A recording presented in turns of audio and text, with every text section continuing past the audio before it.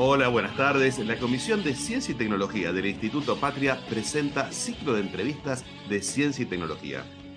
Hoy vamos a hablar de deuda, fuga de capitales y FMI. Por eso estamos con Felisa Miseli. Hola, ¿cómo estás? ¿Qué tal? ¿Cómo están? Buenas tardes. Bueno, como ustedes sabrán, Felisa es exministra de Economía de la Nación. Felisa, contanos, ¿cómo evalúas la economía actual? Bueno, la situación económica actual no hace falta que lo diga yo porque todos lo palpamos, todos los argentinos y las argentinas lo palpamos cotidianamente, es absolutamente crítica. Es crítica porque estamos viviendo un proceso inflacionario producto de todo lo que hemos recibido de endeudamiento de parte del gobierno anterior, de la misma inflación que nos dejó el gobierno anterior, de la pandemia, que también generó distorsiones en muchos nichos productivos, y bueno, del abuso de posición dominante de muchos sectores de la economía concentrados. Entonces, por el lado de la inflación, la situación es crítica, pero además se ha agravado el problema de la falta de dólares. Hoy en la Argentina no hay dólares para resolver las cuestiones más necesarias, como la compra de insumos para las industrias. Hoy eso está muy dificultado, por lo tanto, esta falta de dólares en el Banco Central genera también expectativas devaluatorias y estas a su vez hacen a la remarcación de precios, o sea, los comerciantes, los fabricantes ven que no hay dólares en el Banco Central, que las cosas importadas van a costar más caras o que puede haber una devaluación a futuro, y para cubrirse de estos cambios de los precios relativos, ¿qué hacen? Remarcan todos sus precios, se cubren de esa manera para que la reposición de su mercadería o de sus bienes no sea tan dificultosa. Entonces, por el lado de la inflación es una situación crítica, por el lado de la falta de dólares con el Banco Central es una situación crítica. La salud de las cuentas públicas es otra situación crítica. Guzmán dejó un desorden muy importante en la deuda pública en pesos, que Massa felizmente ordenó por lo menos la de corto plazo, y después la cuestión del gasto, donde ahora se están haciendo algunos retoques, algunos recortes para acomodar las cuentas públicas a un sendero que pueda fortalecer al sector público, que si no tenemos un sector público fuerte, solvente, en la negociación con el sector privado siempre va a perder. Entonces, la situación totalmente crítica que está viviendo la economía argentina nos lleva a tener que tomar medidas que en otro momento no hubieran sido para nada deseosas o deseadas por la población y por los funcionarios para que puedan ser tomadas. Me parece que ahí hay una gran dificultad que tenemos que atravesar. Espero que sea un tiempo con medidas transitorias y sobre todo que se empiece a ver una reducción de la inflación, un sendero de descenso inflacionario, porque esto va a ayudar muchísimo a que mejoren las condiciones de vida de la población. Recién hablabas de la gestión de Guzmán, de algún desorden en cuentas públicas. ¿Cuál es tu opinión sobre la negociación que hizo con el FMI? Yo he dicho en varias oportunidades que evalúo muy negativamente la gestión de Guzmán. No puedo reconocer, no porque sea mezquino de mi parte, sino me esfuerzo en buscar elementos de juicio como para decir, bueno, estos generan un saldo favorable para el país, pero no los encuentro. Renegoció la deuda con los acreedores privados y en esa renegociación todos pensamos que iba a ser una ventaja, que iba a servir para bajar el riesgo país, pero eso no ocurrió, al contrario, el riesgo país siguió subiendo. La inflación se fue acelerando cada vez más, el gasto público desordenado, su forma de financiar al Tesoro, que fue con emisión de deuda en pesos, adquirió un volumen de tal magnitud que realmente era impagable para el propio Tesoro. No solucionó el problema de las LELIQs, cerró un acuerdo con el fondo en un momento pésimo también, porque fue después de una derrota electoral y sin reservas en el Banco Central, o sea, en un momento donde la negociación fue muy desigual y muy despareja, y un acuerdo que nos compromete a tener que resolver cuestiones como el equilibrio fiscal o a ir llegando a una disminución del déficit fiscal, que generan mucha austeridad en una situación donde ya tenemos mucha pobreza en las calles de la Argentina. O sea que creo que él no pudo resolver, estabilizar la macroeconomía, resolver bien las cosas a las que él se dedicó. Me parece que en ese sentido no encuentro nada que sea para poner digamos, en el plato de la balanza de las cosas positivas. Más bien creo que su gestión fue negativa para el país y para nuestra gente. Recién nos comentabas de la falta de dólares, que es un problema que estamos teniendo. Es imposible no asociar falta de dólares a fuga de capitales. ¿Por qué se produce la fuga de capitales? ¿Hay Es alguna una, manera de evitarlo? es una muy buena asociación. Perdón, pero se me está por cortar la compu. Ahí está. Es una muy buena asociación. Falta de dólares en el Banco Central y fuga de capitales. La fuga de capitales se produce porque los fondos que entraron por la deuda externa son fondos especulativos. Cuando el macrismo nos endeudó tan vertiginosamente y de una manera tan alevosa, que ustedes piensen que en 2 años y medio el macrismo nos endeudó por 100.000 millones de dólares con los acreedores privados, los llamados bonistas. Emitió bonos a lo largo y a lo ancho del planeta, incluso un bono a 100 años, que a los 20 años va a estar prácticamente pagado y vamos a tener que seguir pagando de intereses 80 años más, solo para satisfacer las necesidades de determinados bancos. No contento con esos 100.000 millones de dólares de los bonistas, cuando los propios bonistas miraron el perfil de vencimiento que tenía esa deuda, dijeron, Argentina no va a poder cumplir con los pagos.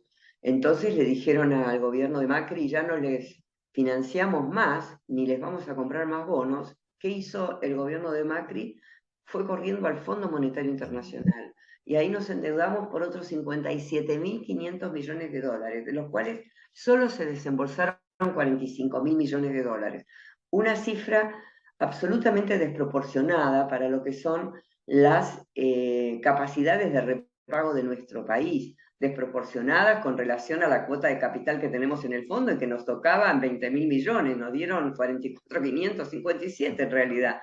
Así alegremente, porque fue un crédito absolutamente político, y hay que saber que lo fue un crédito tan político que no fue solo para que para que Macri ganase las elecciones, lo fue para limitar al gobierno posterior en las acciones que podía tomar de política económica. Hoy estamos absolutamente condicionados, limitados, tenemos que seguir las recetas de este organismo.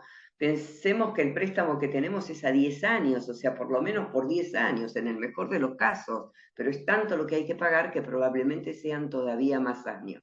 Entonces, la fuga de capitales se da porque con este endeudamiento, esos fondos que entraron, no entraron para la producción, para la infraestructura, para construir caminos, escuelas, nada, ni infraestructura vial, ni infraestructura social, ni puertos, nada, nada de eso se hizo. Solamente vinieron a especular, cambiaban los dólares que traían de afuera mediante la colocación de los bonos, esos fondos de inversión, bancos, fondos comunes, cambiando esos dólares recibían pesos, esos pesos los ponían en una tasa de interés muy alta. Cuando veían que había algún peligro o algún movimiento que no les gustaba, directamente deshacían esos pesos a interés y se daban vuelta y volvían a comprar dólares.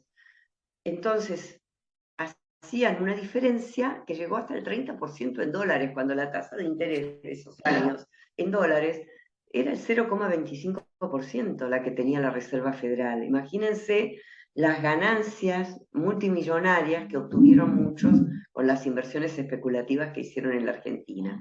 Y esto se logró porque el gobierno de Macri, ni bien llegó, destruyó, directamente pulverizó todas las regulaciones que había creado el kirchnerismo para que hubiese un equilibrio en el mercado financiero argentino y para que la relación con el exterior estuviese regulada. Eso fue absolutamente desmantelado por el gobierno de Macri. Sturzenegger, por ejemplo, llegó al Banco Central y una de las regulaciones que existían durante el kirchnerismo es que las empresas que se endeudaban en el exterior tenían que dar cuenta al Banco Central de ese endeudamiento. Bueno, me endeudo por 50 millones de dólares, los entro al país y después sí puedo pedirle al Banco Central los dólares para pagar esa deuda.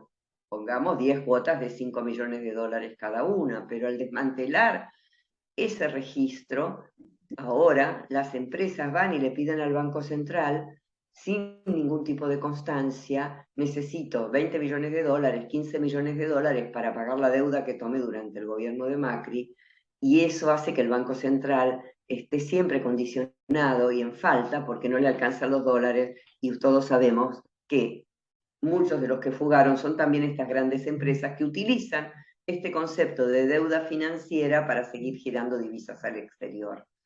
O sea, es muy grande la fuga de capitales en la Argentina, es esto de lo que se habla que hay otro PBI en el exterior, estos 407.500 millones de dólares de argentinos que residen acá, que están en el exterior.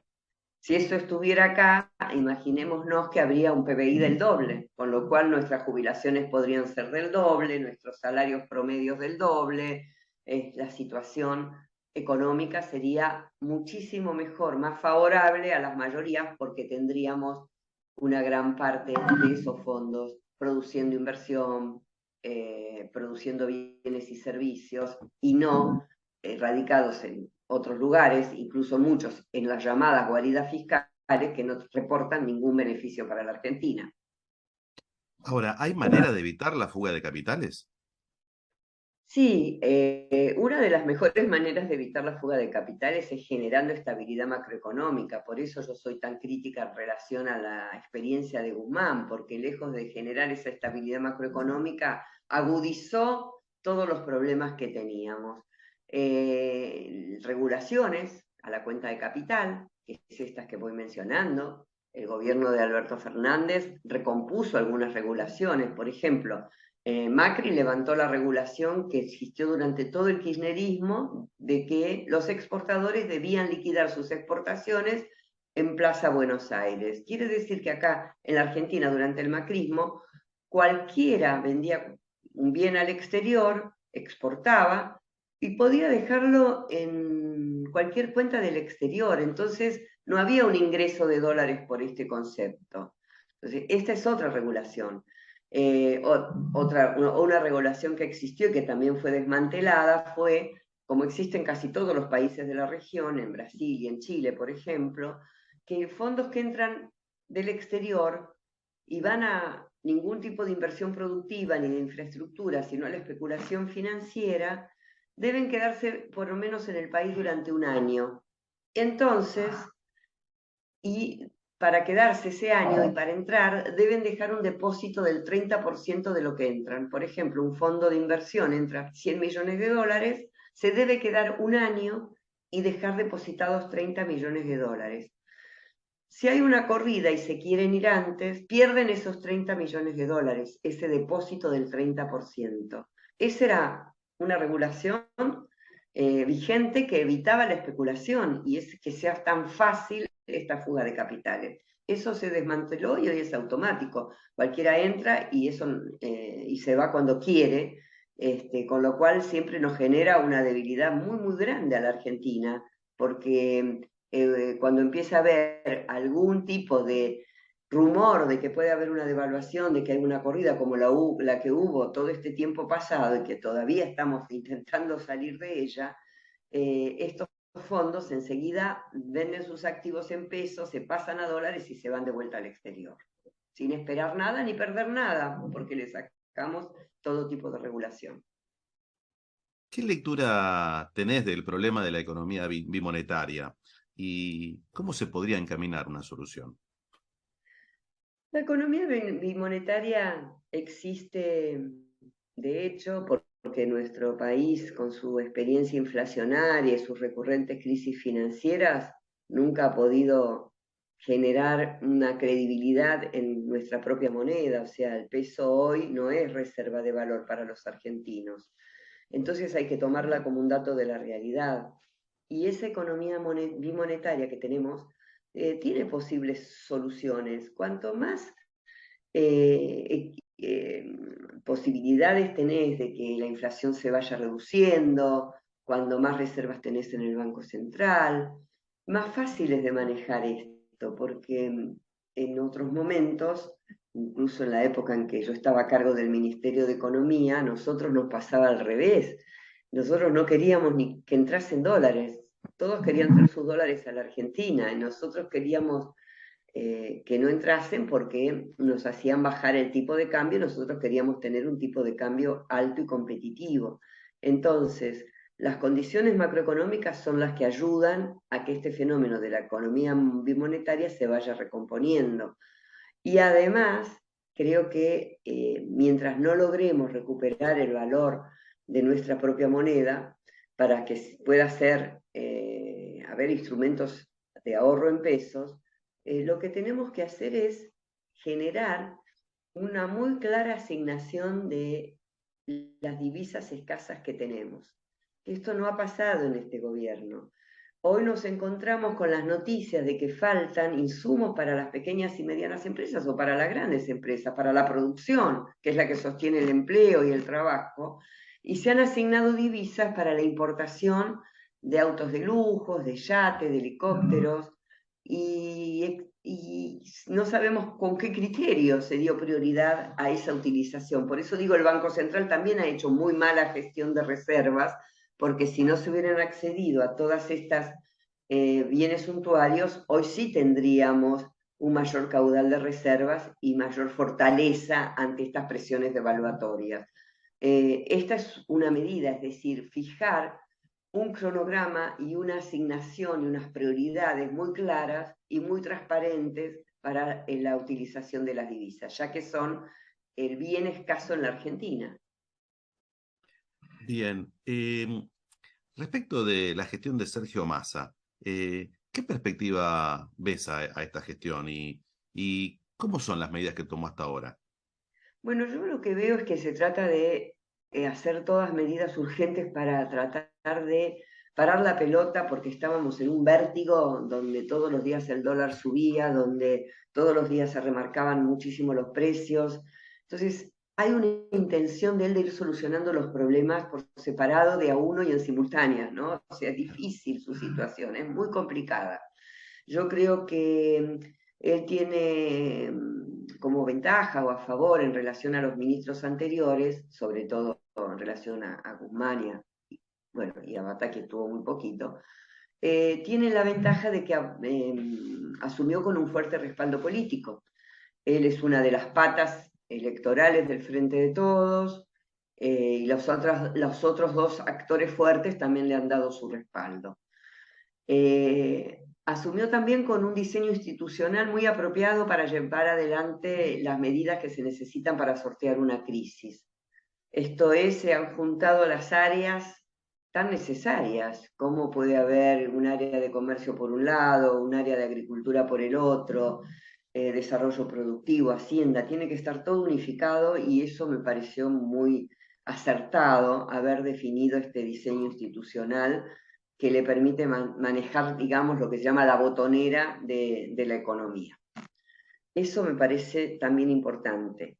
Y creo que ahora se están viendo sus medidas que son como, yo creo que son como manguerazos de bomberos en un incendio, ¿no? O sea, no estoy tratando de que detrás de esas medidas haya un plan de mediano y largo plazo, porque todavía es muy frágil la situación de la Argentina. Por un lado, recién está habiendo un poco más de dólares, merced a esta devaluación implícita que lleva de este dólar soja que se va a aplicar hasta fin de mes. Estamos recién viendo los resultados de su trabajo con el Fondo Monetario Internacional. Hoy, justamente, hemos visto cómo empezó a ordenar el tema del gasto público, de la deuda pública en pesos. O sea, me parece que está tratando de atacar todos los frentes en simultánea y eso nos genera la expectativa de que si esto logra confirmarse, consolidarse en estos próximos 2, 3 meses, me parece que va a ser más fácil empezar a recorrer un camino, ese sendero que yo decía de reducción de la inflación y de pensar otra perspectiva en materia de precios, que es lo que le afecta tanto a la gente. Porque la gente a veces se pregunta, bueno, ¿qué tiene tanto que ver la deuda, la fuga, la falta de dólares con esto de la inflación? Y lo importante es que se comprenda que tiene muchísimo que ver, ¿no? Si hay dólares en el Banco Central y hay una posición de reservas fuerte, si el Estado es fuerte, las presiones devaluatorias se disipan y claramente las remarcaciones no existen. O sea, hay una vinculación directa entre una cosa y la otra. ¿Algo más se puede hacer para contener a una inflación en un mundo que ya tiene inflación por la guerra de Ucrania, después de la pandemia?